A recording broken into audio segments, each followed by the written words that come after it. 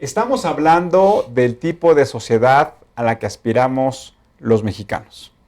Hoy nos acompaña César Lozano, que es una persona que ha trabajado de manera muy importante en los últimos años en diversas organizaciones de la sociedad civil, tratando de fortalecer las capacidades internas de esas organizaciones y que en los últimos meses se ha dedicado a fortalecer los programas de desarrollo humano tanto a ciudadanos como también a las mismas organizaciones de la sociedad civil. Él actualmente dirige una organización llamada DEUM, que es de desarrollo humano. César, muchas gracias por acompañarnos y buenas noches. Gracias, Tulio, por la invitación. César, pues para iniciar me gustaría preguntándote, ¿qué es para ti un buen ciudadano? Además de conformar estos derechos que están emanados en la Constitución, en mi experiencia en el trabajo ciudadano, es sentirse parte de la transformación con el otro. ¿Esto qué significa? Hay una empatía en la necesidad, en la realidad que estamos viviendo por ciertas temáticas sociales que se emanan directamente en nuestro país. Hablamos de educación, hablamos de trabajo, de jóvenes o personas indígenas, migrantes. En fin, tenemos incluso las subculturas como las que mencionaban hace un momento, como las tribus urbanas. Y dependiendo de esa necesidad, necesitamos construir procesos. Y ser un buen ciudadano es sentirse parte para transformarse con el otro. Contribuyo a ese proceso de ayuda y bienestar y por otro lado yo también me transformo con él o con ella. Vamos a retomar las palabras que dice César. También tenemos unos testimoniales que nos hizo favor de proporcionarnos el Centro de Desarrollo de la Comunidad, en donde podemos ver en esos testimoniales cómo personas como tú y como yo, ciudadanos de a pie, hablan de las experiencias de participar en comunidad y cuál es el valor agregado que les ha dado tanto en su formación personal como en su ejercicio de la vida diaria. Vamos a ver estos testimoniales.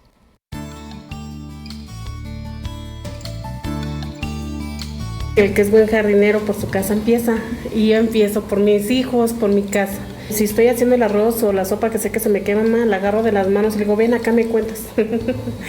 Ven acá me cuentas para que esto, tú me sigues contando y yo te sigo oyendo. Le pongo tantita atención a la comida para que quede sabrosa, pero también le estoy viendo a los ojos para que él piense, para que él me vea que no lo estoy ignorando.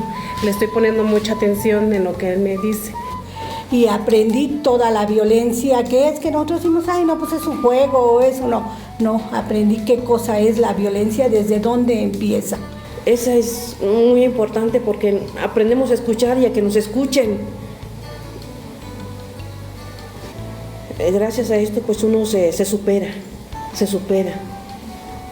Y parece que la plática que están dando es directo hacia mí, lo que me siente más mejor, más limpia, más. Sí puedo venir, cualquier día que me digan, vengo. Mi esposo llega y me dice lo que le pasa en el día, en el transcurso del día. Lo escucho y me dice, gracias por escucharme, por ponerme atención. Estás volviendo a ser la misma que era antes. Dice, en cotorreo me dice, te sirven muchos los cursos, deberías ir a más. Dice, para que nunca cambies. Dice, porque estás volviendo a ser la persona de la que me enamoré y de la que mi hijo quiere y necesita. Nuestro México necesita, hoy más que nunca, estos apoyos que no recibimos de quien tendríamos que recibirlos. Siempre discutía con eso con mi esposa, ¿no? Porque nunca sabía escuchar a mis hijos, nunca sabía escuchar a mi pareja, siempre gritaba, les pegaba a mis hijos. No, tiene 15 años mi hija y me dice, papá, si tú no eras así, ¿qué te han dado en esos cursos? ¿Qué te pusieron una inyección para cambiar? No, hija, es sobre esto. Nos ponemos a leer las hojas que nos dan aquí. Era una persona violenta que nada más pensaba en mí, que nada más quería ser yo, que yo quería que todo girara alrededor de mí. En base a todos estos cursos ya he aprendido a valorar a las personas que tengo al lado, a demostrar un sentimiento que antes era muy difícil para mí demostrarlo. Y todo eso yo siento que es en base a todos estos cursos, porque yo si no los hubiera tomado, yo sería igual. Yo sería de que se va, que se vaya, que los niños sufran, que los niños sufran. Y no, ya no, porque aprendí que realmente necesitan de mí como yo necesito de ellos. Yo pensaba que todo iba a ser así como un lavado de cerebro con la intención de pues hacernos más laboriosos. Y me equivoqué, porque no sé, en lo personal me he llevado más para mi casa, mi familia, que lo que sí me he llevado mucho también para la parte laboral. Pero me he llevado más en lo personal que en lo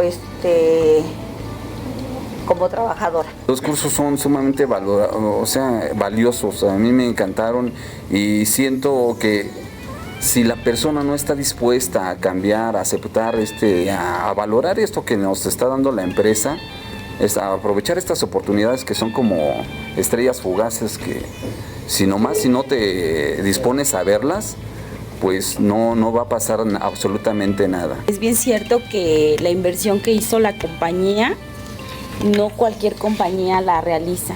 Creo que ese es un buen parteaguas para decir un antes y un después. Cuando yo llegué aquí no sabía realmente a lo que veníamos y en un principio dije, ¿qué me van a venir a enseñar? Sí, porque eso fue la realidad. Hoy en día estoy muy agradecida porque la verdad es que como persona me ha hecho crecer, yo creo que me ha hecho crecer, creo que es un inicio. Como pudimos observar en los testimoniales, hay ciudadanos que creo que de una manera muy coloquial han reflejado qué tipo de sociedad queremos. Había un joven que decía, yo lo que quiero es una sociedad en la cual sea escuchado a partir de que yo aprenda a escuchar. Y otra señora también me llamaba mucho la atención que decía, yo lo que he aprendido es que tengo que generar las capacidades y las actividades necesarias para que la sociedad necesite de mí como yo necesito de ella. En ese sentido me gustaría preguntarte, César, ¿qué tipo de sociedad actualmente tenemos en México? Está viviendo una dualidad y parte de esa dualidad hay un elemento resiliente en desarrollo humano, que la palabra resilio significa en latín resurgir de la adversidad. Creo que México, por una parte de esta dualidad, ha experimentado esta vulnerabilidad que a lo largo de los años, y como bien comentaban, en 1960 pues surge lo que era la realidad juvenil. Según van caminando los tiempos, ahora hablamos de realidades juveniles. Las estadísticas nos lo dicen, el INEGI, por ejemplo, nos dice que de cada 100 matrimonios, 17 se separan, y el promedio de vida es de 10 años a nivel nacional y de 5 a nivel del Distrito Federal. ¿Eso qué significa? Que estamos resurgiendo y aprendiendo, como hoy en día en las familias se les conoce, hoy en día los papás, los padres de familia, la rebanada del sándwich, es decir, arriba la rebanada de pan era la figura de la autoridad y autoritaria del padre que con tan solo una mirada nosotros nos aquietábamos. Ahora la rebanada de abajo son los hijos, que ellos son más altos, más agresivos en algunos casos, y eso demanda que ahora los jóvenes, los hijos, con una sola mirada, los papás de esta etapa media se aquietan. No sabemos cómo responder ante esa situación. Y la otra parte de la dualidad de nuestro país habla de un México participante e incluyente dentro de la sociedad. Si bien es cierto, estamos aprendiendo en procesos de voluntariado, a diferencia de otros países como Estados Unidos y Europa, que la participación es más amplia. Aquí en México estamos incidiendo en la credibilidad, porque una de las cosas que me he encontrado en el acompañamiento a la comunidad es recuperar la confianza ante ciertos hechos, experiencias que cada uno hemos vivido en nuestra familia principalmente. Y esto habla de que esta dualidad necesita ir también hacia un proceso de aprendizaje, en una inclusión, en la participación hoy en día, que el valor supremo de los jóvenes y de la sociedad es la inclusión y la participación. De tal manera que creo que esta es la sociedad en dualidad que estamos viviendo. Sí, es decir, podríamos mencionar que estamos en una sociedad en transición. Es decir, como hoy ha cambiado en los últimos 20 años el modelo económico, hoy tenemos una economía que está más orientada a que el mercado establezca las leyes bajo las cuales se regulan las actividades económicas. Correcto. Hoy tenemos sociedades que son más democráticas, en donde las instituciones lo que pretenden es que a través de procesos electorales transparentes y limpios se puedan elegir a las autoridades. Hoy tenemos sistemas educativos más formales, en donde no solamente las competencias propias, como antes eran los talleres artesanales, sino de manera muy importante la formalidad de la educación sea como el camino para que las personas puedan obtener mayores méritos profesionales. Hoy también tenemos mecanismos en los cuales la comunicación es una comunicación de carácter inmediato. Podemos saber exactamente lo que está pasando en los minutos anteriores en Ruanda, o podemos saber con toda claridad a través de una imagen, y solamente a través de una imagen identificar cuáles son las familias que están expulsadas de un país, e inmediatamente se genera la presión necesaria para que otro país los acoja. Entonces, la pregunta es, ¿sí consideras que estamos en una sociedad en transición? Sí, correcto. Y una transición temporal en el sentido, ahorita, del Consejo Nacional de Población, CONAPO, y junto con el Instituto Mexicano de la Juventud dan una estadística. Se estimaba 32 millones de jóvenes en el país en el 2010. Sin embargo, 29.5 millones entre los 12 y 29 años llegan a una punta de la montaña y se va a estancar por el bono demográfico, que antes éramos 10, 15 hijos, 8, familias grandes, numerosas, hoy somos de 1 a 3 máximo. Y entonces se estima que en el 2050, en esta transición, si bien es cierto la tercera o cuarta parte de la población es joven y hay 30 promedio millones de niños entre los 0 y los 14 años, nos invita a que en el 2050 la curva de la montaña va a descender. Por tanto, hoy en día las instituciones geriátricas se están preparando para alistarse a una población de un México que va a trascender a un México joven, a un México de adultos mayores. Esto que implica que es una gran oportunidad para que podamos, bien lo comentabas hace un momento, hoy en día si la sociedad civil organizada funciona cuando es incluyente, cuando genera procesos transparentes y además se trabaja de manera articulada en un sistema del cómo sí hago para que un joven en una primaria que está viviendo bullying, una persona que está viviendo un proceso de embarazo, un chico que está buscando empleo, un adulto mayor que está en la transición de no saber qué hacer en su casa o de trascenderlo a una institución de adultos mayores. Entonces, una sola persona necesita de las redes de apoyo para poder fungir en un programa que implica valores, que implica economía o presupuesto, dinámica, trabajo conjunto por una sola persona que es un destinatario al cual nos podemos dirigir.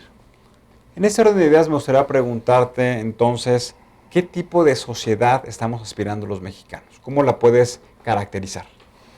En esta transición yo veo a una población incluyente y participativa, sí dentro de un sistema democrático. Sin embargo, cuando hablamos de una filosofía institucional, cito a un autor que es Jorge Medrano, doctor en valores, y a Carlos T. Wagner, experto en planeación estratégica, que nos habla que en esta sociedad a la cual le damos valor, y es la valoración del valor, entonces una institución como tal, llámese asociación civil, llámese institución de asistencia privada, gubernamental privada, privada del sector empresarial, nos invita a elegir cuáles son los valores que nosotros queremos destinar para ir transformando gradualmente, puesto que un valor responde a una necesidad y a una realidad del tiempo. Más adelante ya no será tan necesario y estaremos adaptando esta dinámica a lo que vayamos trascendiendo en el tiempo. ¿Eso qué implica? Que si somos incluyentes, articulados, transparentes y construimos procesos, creo que los resultados de beneficio, hay una estadística del 4.5 de la media familiar. Si un programa, un proyecto es bien incidido en estos elementos, entonces México estará trascendiendo en sacar, a extraer a las personas que viven en pobreza por inclusiones, incluso sociedad como Hábitat para la Humanidad, que trabaja de forma articulada con ingenieros, arquitectos voluntarios para la construcción de casas, por ejemplo. Entonces, creo que estamos en un proceso incluyente y participativo dentro de la sociedad. Y en este proceso incluyente, en esta etapa de buscar generar el contagio de los ciudadanos para que sean una visión transformadora y de innovación, ¿cuáles consideras tú que son los valores fundamentales que debe portar la sociedad a la que aspiramos? Uno de ellos es la generación de nuevas ideas.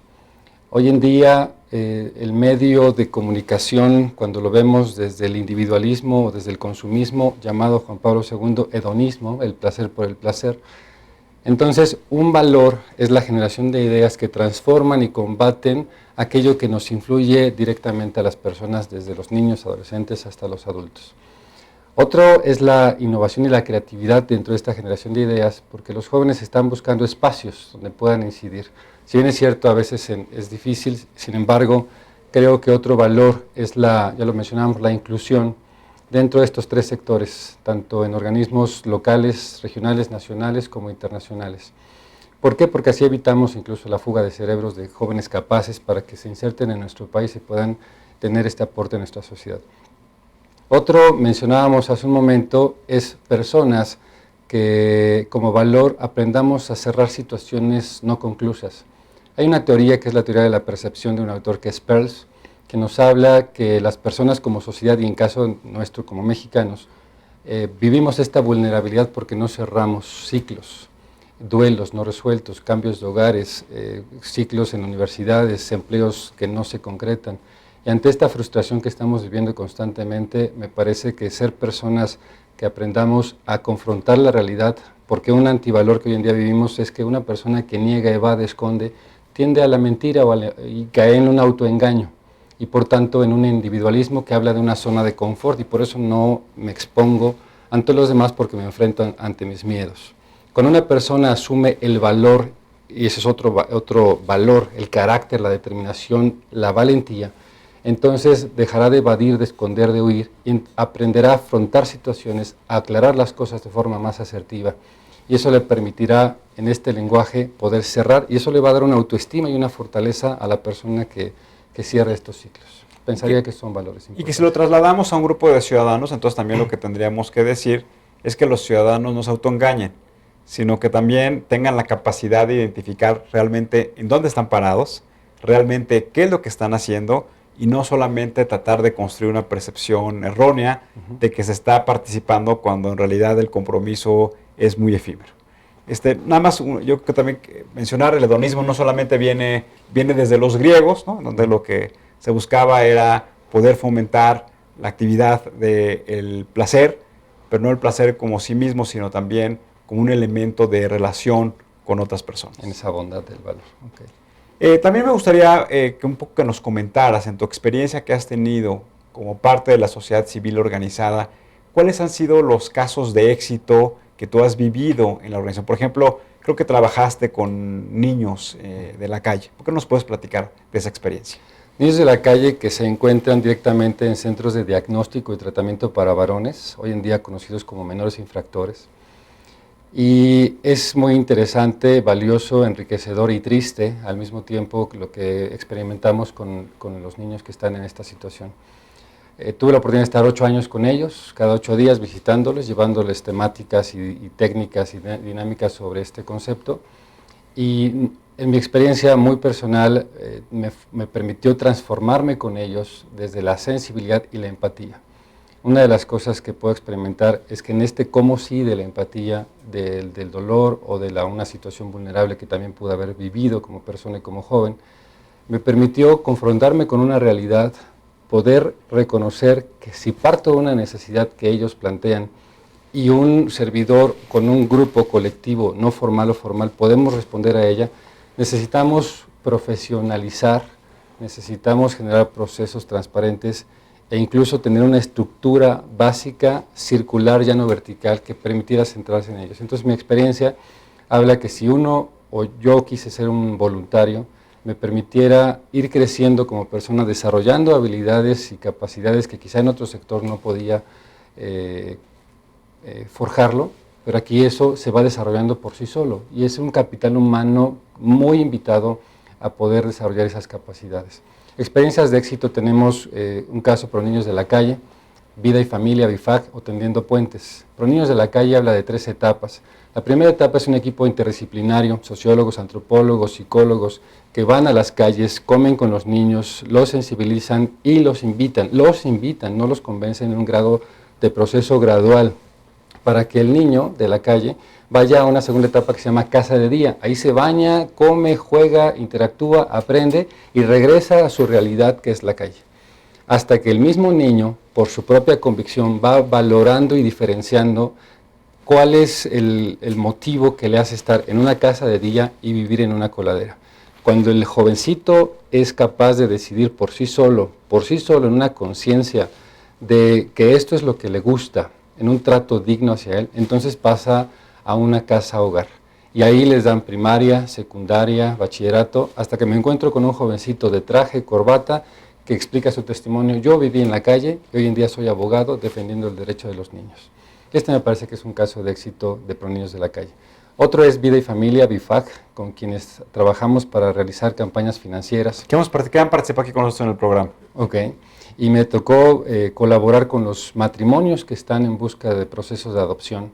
Hablábamos de 1.500 matrimonios, sin embargo, por la dinámica, un dato que me encantó de esta asociación y al mismo tiempo institución de asistencia privada, es que de cada 10 jovencitas que por cualquier razón quedan embarazadas y en la ausencia del apoyo de la pareja, del esposo o de la familia, BIFAC las recibe, les da el proceso del embarazo en todo el proceso biopsicosocial y 8 de cada 10 jovencitas deciden conservar a su bebé y 2 lo dan en proceso de adopción.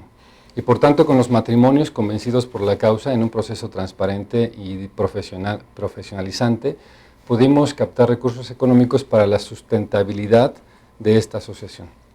Y otra es Tendiendo Puentes, quien está favoreciendo procesos que es el puente, como su palabra lo dice, entre la sociedad vulnerable de que trabajan con indígenas, campesinos y gobierno. Ellos presentan proyectos, les dan financiamiento y los inyectan en ciertos sectores de la sociedad. Y hoy en día están apostando por un proyecto que se llama Yo me apunto por la paz. Ante estos procesos electorales han hecho algo interdisciplinario con Secretaría de Gobernación, el Instituto Nacional Electoral, que motiva mucho a que haya una no violencia en las urnas y haya una transparencia y un proceso dinámico de paz. Es un proceso, sin embargo, ellos están apostando por ello. ¿Y tú que has participado con estos grupos, con estos colectivos, bajo una idea clara, bajo un proyecto muy específico, bajo una solución muy aplicada, qué nos podrías decir de cómo podemos caracterizar a la colectividad que realmente está organizada? La colectividad nace de una idea y que responde a una necesidad. Hablábamos de ciertas temáticas, si problematizamos una de ellas podría ser la alfabetización, otra migrantes, nos encontramos con indígenas o con jóvenes de barrio o podemos encontrarnos con participación ciudadana en el deporte. La colectividad tiene como característica la no formalidad, son personas que por un interés social responden a esa inquietud y parten de una inexperiencia, no tienen programas establecidos, y la colectividad está motivada a profesionalizarse y la figura más sencilla en su característica es la asociación civil, que en 6 meses si se constituye, entonces le están dando empíricamente, están sistematizando, que sería otra característica de la colectividad, sistematizar la experiencia que otros sectores no tienen para poder convertirlas en manuales, en libros, en documentos, subirlo a las redes sociales y que de ello pasemos a una figura jurídica que permita, la mayoría de las instituciones se constituye para la procuración de fondos. Sin embargo, cuando hablamos de esta profesionalización, requerimos que sean transparentes. Por tanto, la experiencia con la profesionalización son 2 elementos importantes para que lo que nació de una idea se sistematice concretamente en documentos, se profesionalice, se genere un sistema transparente y esta idea llegue a proyectos sustentables en el tiempo. Entonces, me parece que pueden ser características importantes que nacen de una colectividad. Este proceso que mencionas muy bien, esta cadena de valor en la cual la sociedad civil organizada puede profesionalizarse, ¿qué otros elementos consideras tú que deban incorporarse? Porque yo creo que hay muchos amigos que hoy nos están viendo que tienen muy buenas ideas, que tienen muy buenas intenciones, pero muchas veces les hace falta identificar por dónde empezar. Tuve la oportunidad de trabajar en gobierno federal en el Instituto Mexicano de la Juventud y una de las cosas que buscábamos en los proyectos sociales eran, o varias, una de ellas era la articulación o las redes de apoyo. Es decir, si voy a pedir financiamiento a papá gobierno me va a decir, yo te doy dinero siempre y cuando tengas unas redes de apoyo que estén sustentando. Por ejemplo, si hay un proyecto en una comunidad, entonces puede ser que una institución académica como universidad preste los espacios y eso traducido en dinero, en vez de que fuera en un hotel, entonces estamos capitalizando ese espacio en dinero, se presenta ante gobierno federal y otro es el capital humano, el voluntariado, que si lo traducimos también en dinero, podría ser interesante lo que se está ahorrando la sociedad civil organizada, lo que se está beneficiando el destinatario concreto.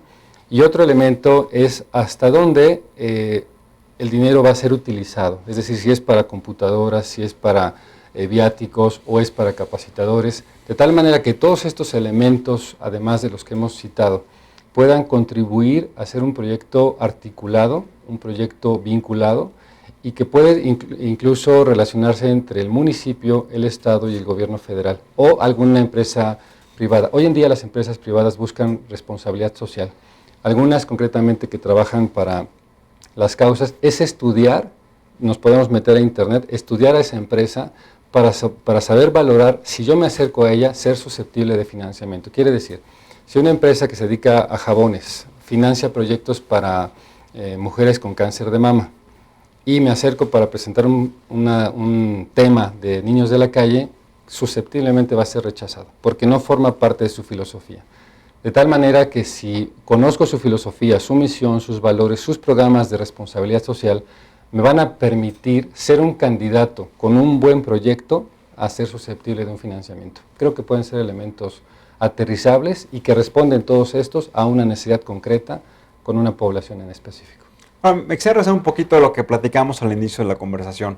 Correcto. Porque pareciera que no nada más obtener recursos económicos para poder instrumentar una idea es el camino más adecuado. Correcto. Por ejemplo, a mí me ha tocado participar en varios proyectos y siempre partimos de la idea que tenemos 0 pesos y que más bien lo que queremos es tener muy claro hacia dónde queremos llegar, y a partir de que tenemos identificado la visión de lo que queremos hacer, es cuando empezamos a construir ya todos los apoyos necesarios, pero partimos de 0 pesos, porque muchas veces también lo que sucede es que cuando alguien tiene una idea, lo primero que hacen es que empiezan a cuantificar el costo de esa idea, y ahí se pierde muchas veces la buena voluntad.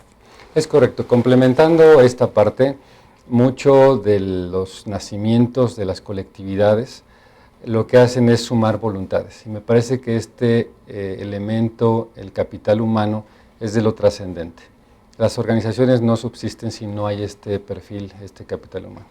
De tal manera que muchas de las personas ponen al servicio su conocimiento, su especialidad, su maestría, su doctorado o su conocimiento o tan solo su experiencia. Cuando esto se suma, entonces una comunidad puede poner la mano de obra, por ejemplo. El conocimiento de un arquitecto o un ingeniero puede los planos. Cuando hablamos de espacios, entonces alguien puede poner su casa y no necesariamente requerimos de dinero. Los pequeños aportes, a veces los que hemos sido voluntarios sabemos que más que recibir estamos dando ese dinero que tenemos en la bolsa. Entonces puede ser un segundo valor, y uno de los más importantes es la esencia de la persona. Y en esta esencia de la persona, un valor que me parece valiosísimo de Erickson es la empatía con el otro. Es decir, no es ponerse en el zapato del otro, sino el cómo sí. Puedo experimentarme, ahorita que veíamos en los testimonios, en el sentir y en el pensar de esa mujer o de ese hombre violento, para no juzgarlo, sino acompañarlo. Y creo que cuando ofrecemos estos elementos, podemos hablar de otros aportes que pueden tomar en cuenta quienes se dedican a este tema de responsabilidad social.